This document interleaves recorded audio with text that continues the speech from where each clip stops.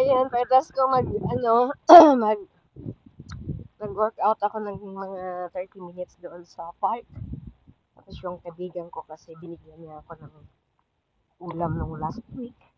Ibabalik ko sa kanya yung Tupperware kasi hindi nga ako lumabas ng mga nakaraan dahil na medyo I'm not feeling well. So ngayon, pupuntahan ko siya kasi susulit ko na yung Tupperware. Ganyan. Pawisan na din si Inday. Nagpawis ako din. Okay. Masarap ang pakiramdam pagka pawisan. Medyo ano na ako konti. Okay na. Basta pinulog ko lang to eh. Parang natatamad kasi ako uminom ng mga gamot. Hindi ako masyadong umiinom ng gamot. Useless kasi pagka uminom ako, tapos nakakalimutan ko. So, useless. Better na hindi na lang ako iinom. Tubig na lang or magpapahinga lang ako. Kasi para, hindi masira yung kidney natin. Lalo sa yung, um, syempre, nakakanood ko ng mga video sa mga nag-fishing. And, ako,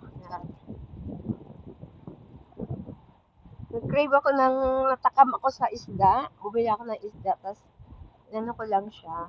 Niluto ko lang ng suka. Tapos, konting toyo ng may olive oil.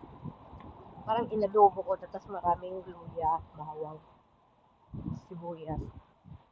Tapos medyo malangsa kasi syempre, hindi man fresh. Eh, di ba? Ilang taon na kaya yun, rose. Yung isda na sniper, kasi parang sarap. Kaso lang, malangsa.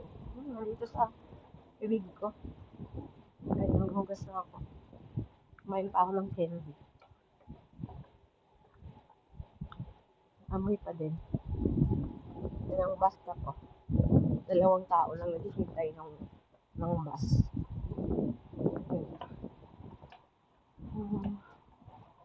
Ano bukas? Wednesday. 1 week na yung mga amo ko wala. Bukas. 1 week. Gabi. Bukas ng gabi. 1 week na sila. Mga aso, syempre malungkot. Miss nila yung nanay nila. Ano sila magawa. Pero minsan nakakatakot. Natatakot talaga ako guys. Parang feeling ko pagka nilalakad ko yung isang aso, katapusan ko na ba ng buhay to? Parang manlapa, pero kanina muntik na naman ako. 2 araw muntik na ako na naman makalat. Kasi galit siya sa kapwa aso. Syempre, kakahulin ka. Tapos, pag kinahol, syempre, hilain mo siya. Ayaw niya yung hilain. Kasi, kahit nandun sa gate, sa loob ng gate yung aso, makita niya. As, ikaw yung babalikan niya. Tapos, kanya, parang kakagatin kanya. Tapos, kanina naman, hindi aso. Yung mga garbage, men, garbage truck dumaan, tama, on the way home na kami. Ayaw niya yung mga tao sa nangunguha ng basura.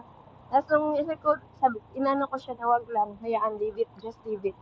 Ayaw niya, buti ko naman ako, sabi ko, Diyos ko, ano ba? Aso na ito, mga tao. Kaya siguro walang tumagal sa kanila na, ako, 1 taon pa lang ako sa kanila. Natatakot sa aso? Pero pinipray ko naman, okay na mabait. Pero minsan, ayokong ilakad. Pero siya talaga, sa part siya ng work ko na kailangan ilakad. Task ko yun. Kailangan ilakad. Yan. Ito guys, maalala ko yung kaibigan ko. Yan. Fresh. Tapos may puto, may pagkain. Yung friend ko, naalala ko pag nakakita ko ng ganyan, friend ko kagad naalala ko. Yan. Ang haba na ng video ko.